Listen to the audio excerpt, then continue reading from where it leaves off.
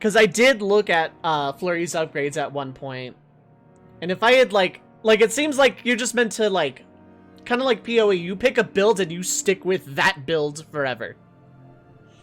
Also, I gotta get face cam up now because I'm gonna do that for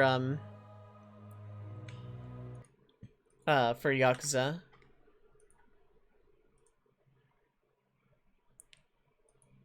God, it's gonna be huge for a sec. Hold up.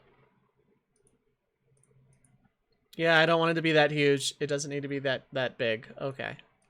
That works. There we go.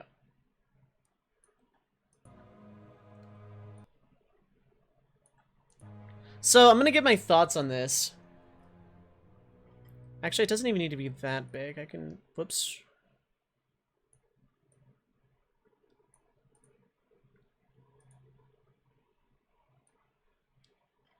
About there should be fine for Yakuza.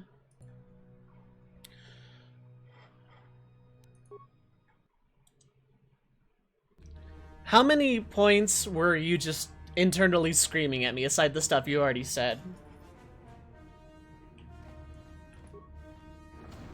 Melee Jedi with Master Speed and Master Flurry is just broken. Okay. In a way, I'm kind of glad I didn't go that route. Hey, Droid Type F is still here. Good on you, buddy.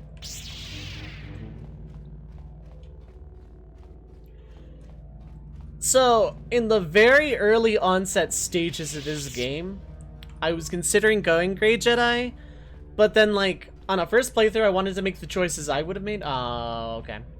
So, yeah, literally just stuck in endgame. As soon as you hit the Star Forge, it's just point of no return. Fair enough. Whoever steps on this will get a nasty shock. Pshoom. I could have absolutely used stims more.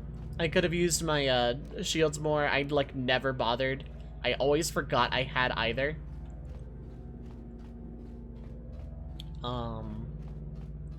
The one thing that's bugging me the most is that data pad that was offered to me on Tatooine that I refused. Go ahead and tell me about that, because like that just... I made that choice because that felt like a bad time waiting to happen. That felt like what I eventually faced on Manon.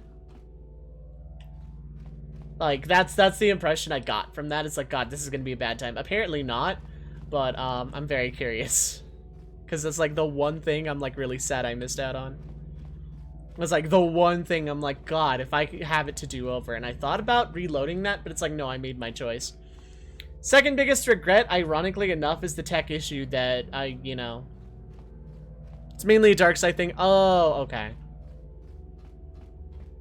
So, going light side playthrough, missing that didn't really affect me then. That's fine.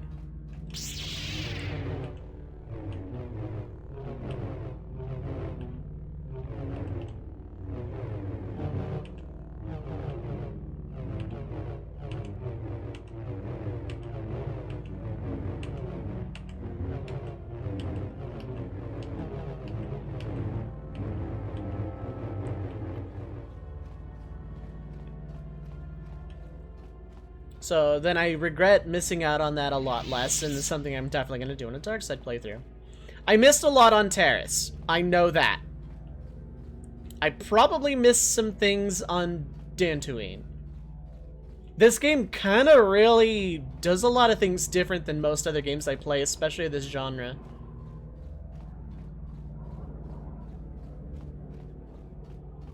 What's up, Q?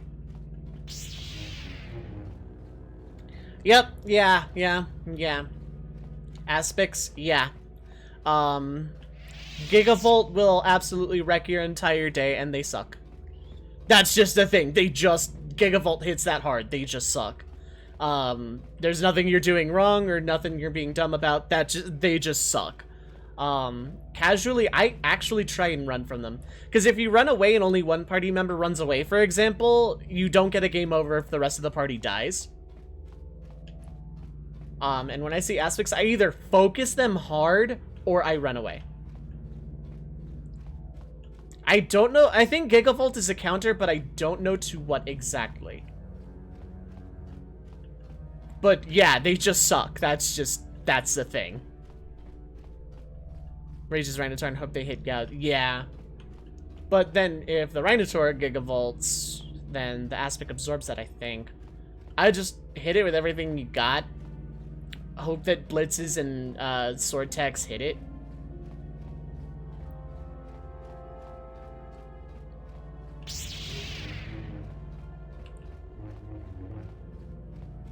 Okay, but on a scale of 1 to 10 of how much were you internally screaming at my first playthrough of this game? Because you know this game pretty well.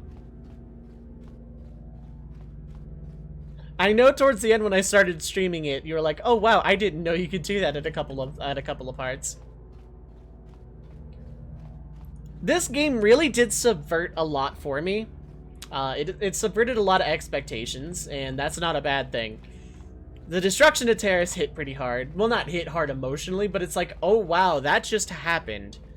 And then later with Dantooine is like, okay, I'm in endgame territory, and they kind of off-screen that, which was a little disappointing. I felt like if they had on-screen showed like Malik carpet bombing and raiding Dantooine, I felt like that would have had a huge emotional impact.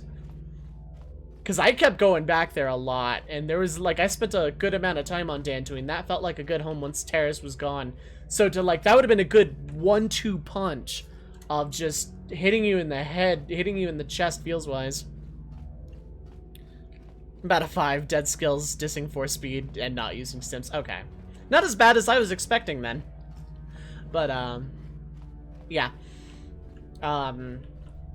Story was surprisingly pretty good. It was alright. Like, the main plot was Star Wars. So, you know, it was a good serviceable Star Wars story. The characterization and the voice acting was actually a lot better than I was expecting for an early era original Xbox RPG. The voice acting was really solid, especially for a game of the early 2000s. Like, good voice acting didn't really exist back then. That was like near the end of the PS1, early PS2 era. Voice acting was hit or miss, and usually pretty miss, but the voice acting was like actually surprisingly good here. Like, surprisingly, like, really good. Like, some of the performances were actually really captivating. Karth did a really, like, Karth's voice actor did a really good job. Jolie's did a really good job. Like, everything felt solid. Like, the characters felt more real. And while the main plot was, like, it did its job, it wasn't bad. It wasn't, like, the greatest thing ever, considering I play a lot of RPGs. It was about middle of the ground for every RPG I played. And for a moral choice game, pretty good. But, like, the voice acting and characterization in this game and the world building was a lot better than I was expecting by a pretty wide margin. This game kind of hit a lot of really good notes with me. And while, like, Yakuza kind of steals the show on the Patreon front because it's Yakuza and very silly and, like, really, like, action-y and super hyper engaging with a lot of stuff, this game was still really, really good, and it was still something I was looking forward to every week.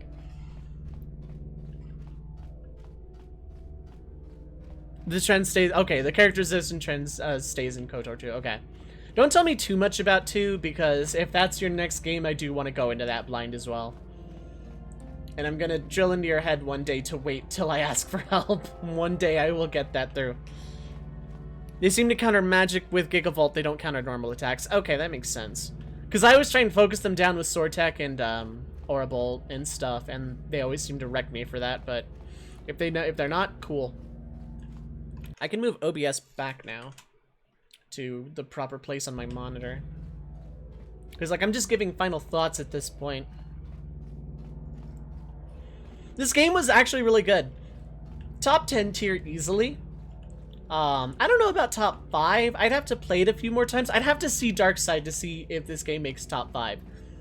The main plot twist of this game was a damn good one. Like, you're revving the whole time. That, like, I'm kind of really glad I did a light side playthrough first, because that revelation makes me want to go back and play Darkside to see how much it fits. Like, it just, given that you are playing as a former Big Bad, is like, wow, I kind of want to see what being evil is like. It's me, Austin! Basically. Okay, yeah, just don't like spoil any expectations about 2 at all. I want to go in blind and appreciating the whole, like, all of it, you know? I don't want to know anything at a time. But like, yeah, no. The Revan twist, in hindsight, I swear I had heard that before.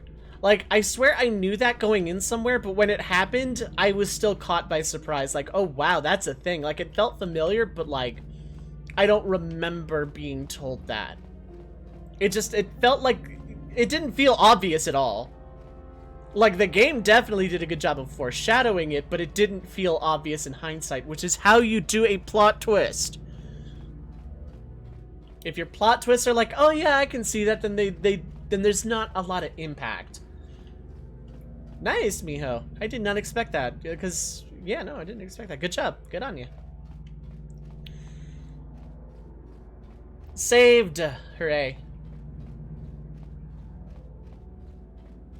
Spammed Gear 3. Yeah. Congrats, Q! You're ahead of where you left off. And while you're not technically, like, save screwed or anything, I still recommend saving on alternate files every so often, just, like, when you're, like, on the world map and free and stuff. Because you've seen what the game can do in your randomizer. Okay, good. Save early, save often, save multiple times. Keep backup saves. I have 13 saves in this game. Granted, towards the end, I only bounced between like 4 of them, but yeah. It's just, this game really feels like it lends itself to a dark side playthrough without making it obvious at the start, and that's fantastic. Okay, that's pretty good. That's actually pretty good. The thing is, if you can get through Sabin's scenario, you've gotten through all of them, basically. I don't know why they're so lopsided like that. Got a pretty obvious tell for the twist. Oh. That's good to know. But, like, going on a light side first playthrough where I'm, like, a hero of space, it's like, I don't want to lie. That's dark side. And, like, even early on, I was like, I could go either way. Like, once I kind of hit Dantooine and became a Jedi and got my lightsaber, I'm like, I'm pretty much light side. I understand from a gameplay perspective that Force Persuade a lot of options leads to dark side points. Sunri's trial still bothers me because I know for a fact Obi-Wan and Qui-Gon Jinn would have done the exact same thing, and they weren't exactly dark side. Okay, Qui-Gon was basically a gray Jedi, but Obi-Wan, he was pretty firmly light side Jedi. He would have Force Persuaded that guy. I'm still mad about the Sun retrial thing. Avenger and Lightning carried you through this? Yeah.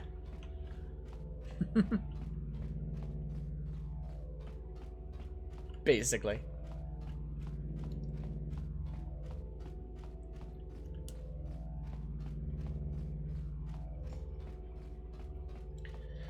I'm gonna do a playthrough of 6 at some point when I start doing casual stuff, and then I'm gonna do, I might do a casual playthrough of 4, like start over and actually go through.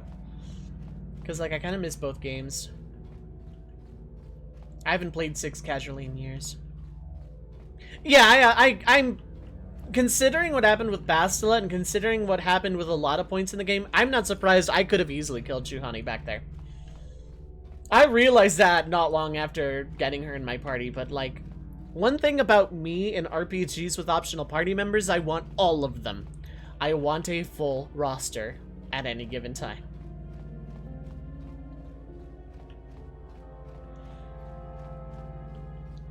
It's just finding out, like, knowing, like, doing a second playthrough of this game, I'm gonna go full dark side as early and often as possible. That probably involves killing Juhani and Bastila later, but, like, I'd probably use a party of Jolee and either Canderous or HK. How much of internal screaming was it that I only used lightsaber party members, by the way? That I never touched my droids, and I basically only brought Mission along to hack stuff for a while.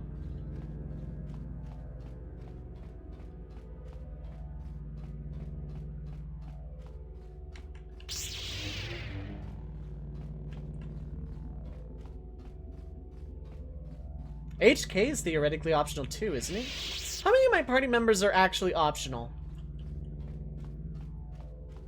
I think Karth joins you no matter what, but I feel like he could bail on a dark side route. Canderous probably would stick with you no matter what. I think he's not optional because that's how you leave Terrace. I don't know about Mission and Big Z. Like, how many of my party members are actually optional? Because I know Juhani and Bastila can die permanently.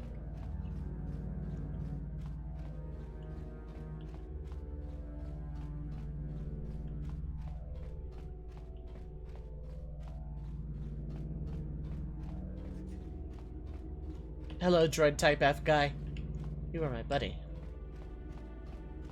Okay, minor, missing some dialogue and that's it, okay.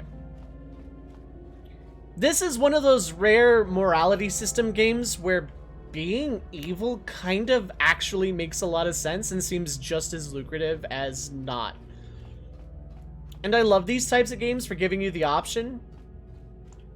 But like, a lot of games kind of don't do it right. Like, you're either goody two-shoes or jerk-ass but still save the world. Rather, is this, you're still technically beating Malik, but I think the ending changes. Like, I think the game changes on the dark side here. Just HK and Juhani. Oh, okay. And Bastila, but technically she never rejoins the party. For some reason, I thought she would. That was kind of why I wanted to save her. Otherwise, I didn't really care. Okay, the love angle between Revan and Bastila felt extremely forced.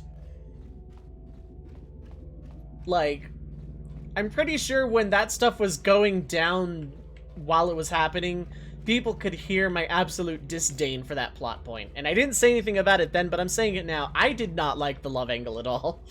And that's the canon ending. I'm sure it is, and that's how it would happen in a real Star Wars movie. Because I think that's the angle you have to tap into to get Bastila to not die. But, like, I did not care for it. It felt so forced and really rushed. And, like, yeah, they had a bond, but, like, that didn't have to mean anything. I don't know. Call me old-fashioned. I think they share a bond, so they must be fated to date forever is kind of really forced. Yeah, Brent, exactly. Sometimes they just shoehorn an evil option of muhaha, Saturday morning, twirl the handlebar. But you're still on the exact same plot to save the world, just everybody thinks you're a jerk sometimes. Like, I don't know, not a lot of games do morality on either side, like, both sides well. But, like, I feel like this game could actually give a good reason to play Darkside. And I may actually, instead of letting it be a Patreon reward, make it a casual playthrough on my own sometime. Like after FF6 and after... I kind of want to go back to Nier Automata. I just never went back to it, because uploading all those screenshots was a huge pain. So, like, I feel like people deserve that. What I might do for Automata is not look at chat at all. I might not read chat at all. Yeah, basically, Burn. It's like, will you save the world with us, hero? Yes, I absolutely will. No, F off. You're not my real dad. And then you save the world. It's just, it's not good or evil. It's good or rude. And it's like, that's not very...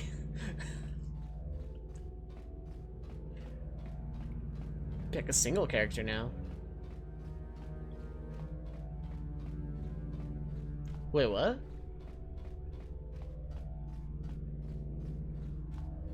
Oh, I think that's... Oh, no, okay. That's not that. That is, you can equip everybody, but one at a time.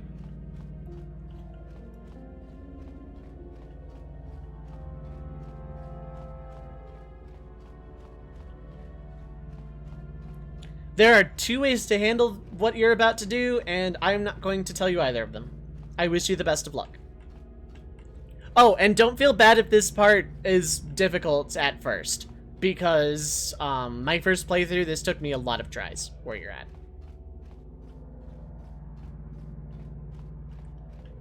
Other thoughts on this game? Some planets felt more alive than others. Legacy Blaster Jedi. I might. I'm gonna not just rely on, full, like, just Jedi Party. I might use Canderous and HK or Jolee. No, I've already used Jolee. I might just go full droids. T3 and HK. Lightsaber and a blaster. Or just a blaster, I don't know. I kind of want to play around with other equipment options.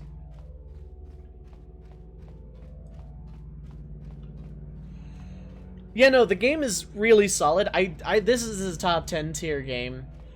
But I'm gonna reserve Final Judgment until I do a Dark Side playthrough, and I am gonna stream that at some point. I think I am gonna casual it. I think I'm gonna do that one casually, not as a Patreon reward. I wish you luck, Q.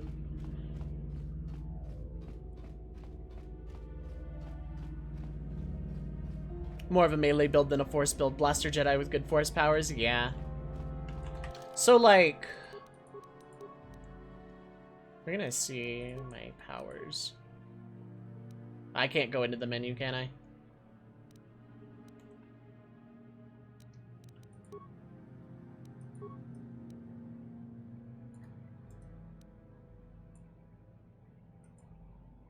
So what is the full light side buff anyway?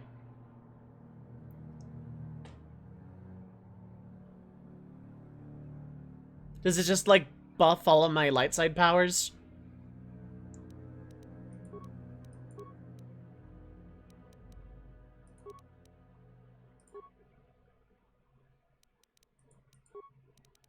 Also, should I have gone implants with the rest of the party members?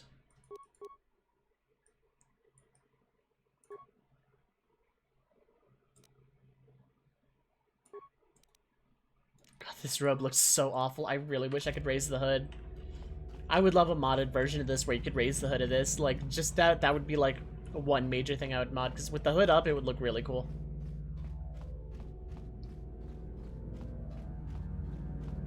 Let's also be honest, this was a hodgepodge first playthrough build. It wasn't really a build. What Jedi class are you? Sentinel?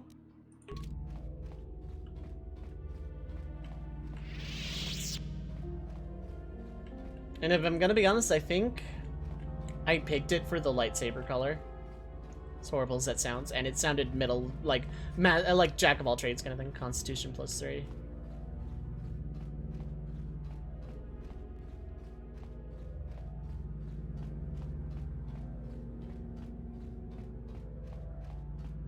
The dungeons in this game were definitely its strong point, I feel like. This game did dungeons really well. I kind of wish there were a couple more of them like there were on Terrace.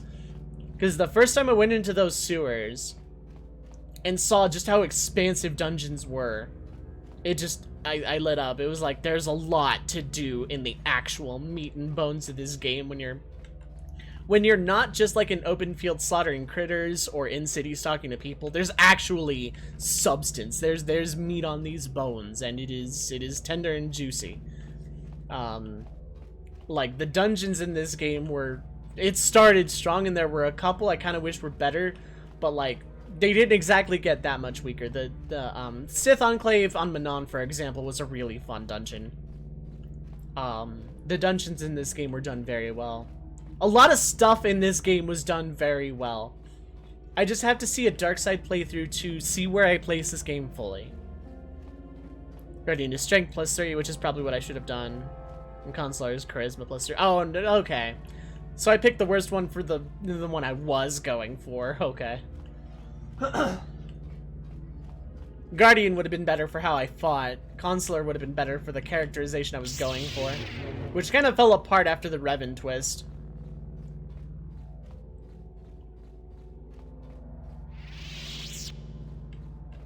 But like, yeah. No, like, this, just for light side, the dark side, the boosts are different. Oh, okay.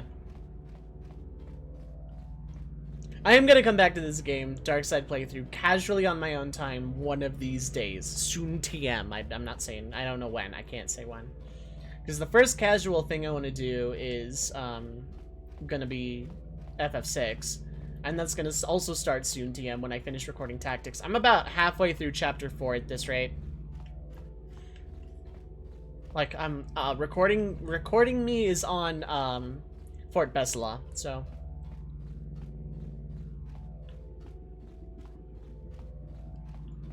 This game was really good though. Like, this game was really solid. Definitely am gonna play it again. I just feel like a lot of the micromanagement of systems, the D&D aspect of it, if I played more tabletop, I probably would have appreciated a lot of the minutia of this game a lot more than I did. But as someone who basically has all that stuff back-ended and invisible for me, as someone who doesn't play tabletop, it was a little overwhelming, and I kind of ignored a lot of stuff I ought not to have.